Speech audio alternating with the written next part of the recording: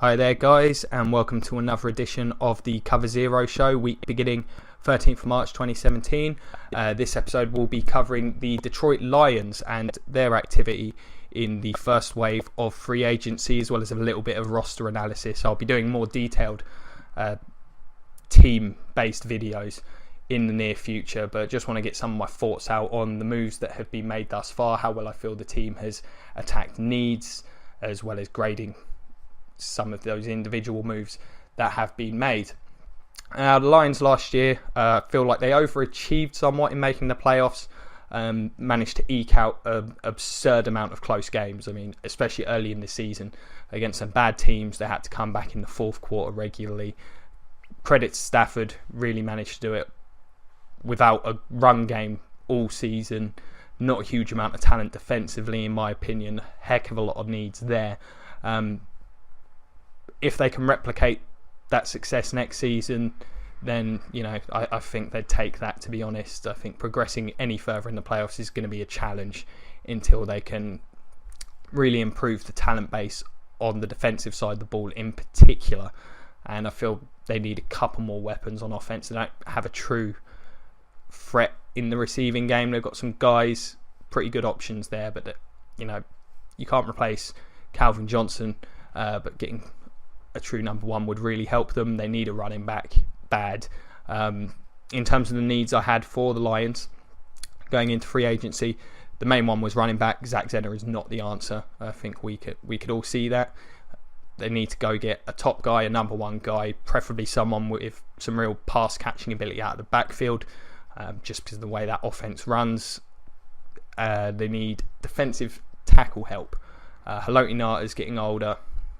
He's not the same player that he was in his heyday in Baltimore, and there's a real need to get younger at the position. They've not replaced Fairley or Sue, who produced a great few seasons together when they were in the middle of that Detroit defensive line. And the other position, linebacker, especially in the wake now of DeAndre Levy being cut, they're incredibly thin and low in talent at that spot. I feel like they need DB help as well, just generally all across the defense at every level. They need to bring in some more bodies. So just go through some of the additions that they've made. The big addition really is Ricky Wagner coming over from the Ravens. He will be playing right tackle. This is a great move. Really, really good move. I've been waiting for the contract details for a little while. Got them now. 5 years, $47.5 million. He'll be playing exclusively on the right side. You expect first round pick last year. Decker played well. Looks like a good prospect for the future there. Wagner's exclusively right tackle. Played well for Baltimore. Was probably the top tackle on the market. And that deal, especially in the wake of the deals for guys like Khalil and Riley Reef, it looks fantastic. They know they're getting a really good right tackle. He's going to step in. He's going to improve their offensive line plays, an upgrade over Reef. I understand right tackles do not get paid like left tackles do, but when you compare those contracts, the Lions have clearly won in the tackle sort of sweepstakes of this off-season. Great deal. Really strengthens that line, especially considering they bought over TJ Lang from the Packers. Big fan of this move. Anyone will say it's a great move when you take a starter from another team within the division and add them to your own roster. That's just a given. Really good player, been good pretty much from day one for the Packers. The only issue is the injury history. I wonder whether that played a part in him not returning to Green Bay. It's a 3-year deal, 27 mil, 19 guaranteed. Solid contract. If he stays healthy, this is a great move. He's probably an upgrade over Warford. Obviously a bit less in the run game than Warford did, but a better pass protector, which fits that offense better. It's going to be a pass-heavy scheme you would expect once again in Detroit. So all around, good move. They've replaced Reef and Warford with upgrades, in my opinion. Travis Swanson was solid. Offensive line is looking very, very good going into 2017 for Detroit. So much credit to them there. On the defensive side of the ball, added DJ Hayden and need another corner. Former first round pick from the Oakland Raiders.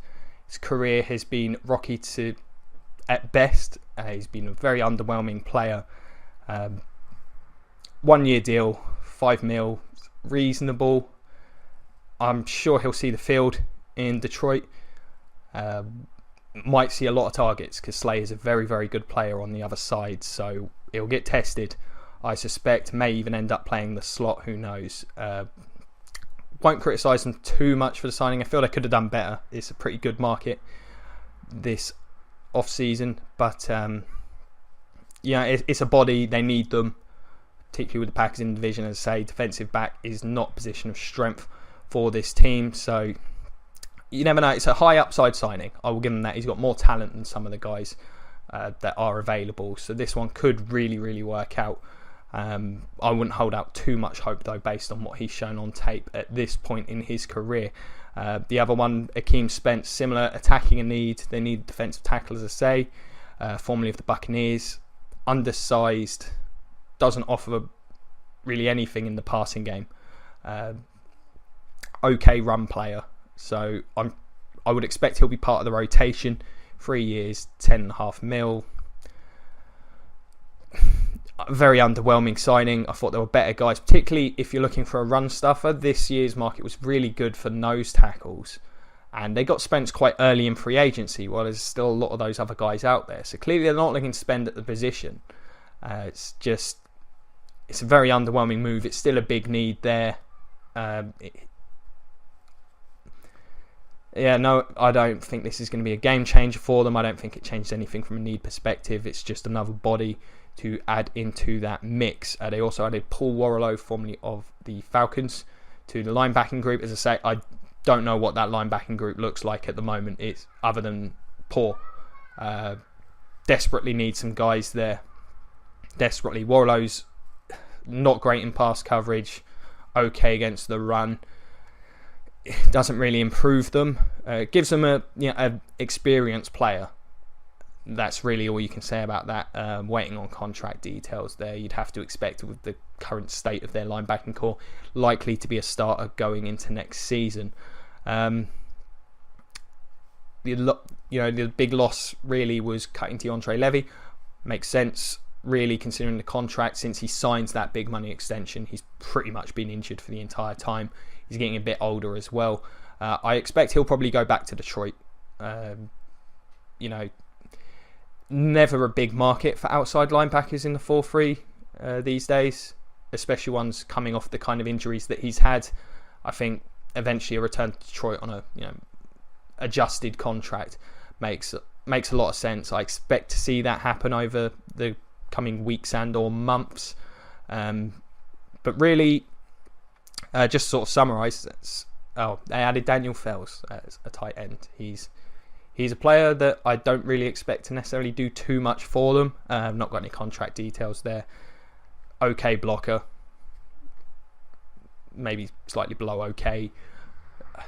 It's another move, really. There's not much to say on that one. I don't expect it to be a big impact signing. But generally, I quite like what the Lions have done. They've improved the offensive line for sure. I expect to see them target a running back in the next couple of weeks. There's not been much movement at that position. Still a lot of guys available. I think Jamal Charles would be absolutely perfect for this offense. I could see them going perhaps for Lacey, but I'm not sure he fits as well.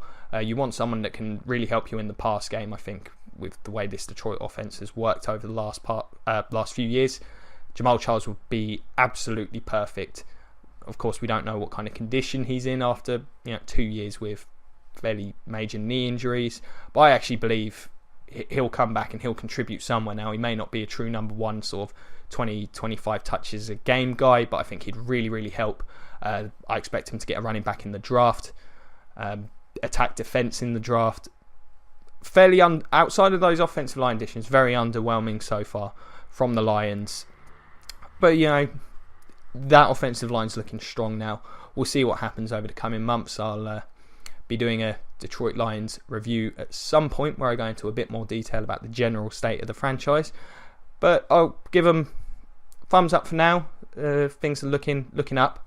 I think Lions fans can be happy with the offensive line signings and sort of just hope to see something else happen. It'd be nice to see a splash at running back. If they can do that, I think, or one of those nose tackles that's still out there, then if they can do that, they've had a great free agency. It'll be interesting to see what happens. I'll post my thoughts if they do make any of those moves in future. Thank you very much for checking us out. Any comments, any future shows you'd like us to do? What do you think of what the Lions have done so far? Where do you think they should go? Who do you think they should target? Feel free to post in the comment section. Follow me on Twitter. You can ask me on there. Go to the Patreon. If you subscribe, you can contact me directly through that. The Facebook page. All the links are there. Like, share, subscribe. All that good stuff. Thank you very much for watching. Going to get the rest of the NFC North up as soon as I possibly can. Check those videos out too. Thanks for your time, and I'll try and get back to you if you contact me. And as always, go Bucks.